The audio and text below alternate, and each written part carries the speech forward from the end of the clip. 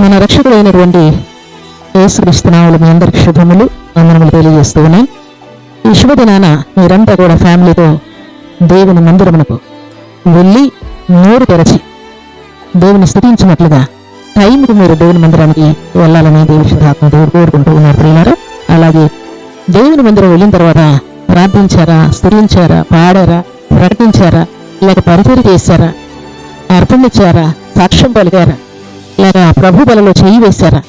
దేవుని మందిరంలో మీరు అడుగుపెట్టిన తర్వాత మీరు ఏదో ఒక పని చేయవలసి ఉన్నారు ప్రియులారా.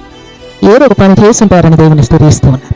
దేవుని మందిరము వెళ్ళినప్పుడు ఆరంభం మొదలుకొని ఆశీర్వాదం వరకు దేవుని మందిరంలో మీరు ఉన్నారా లేదా మిమ్మల్ని మీరు పరీక్షించుకోండి. మీ ఆవరణంలో ఒక దినం కూడా 1000 దినముల కంటే శ్రేష్టమన్న మాట మీ జీవితంలో నెరవేర్చబడాలి అంటే ఈ కార్యక్రమాలన్నీ మనం దేవుని మందిరంలో ముగించవలసి ఉన్నది.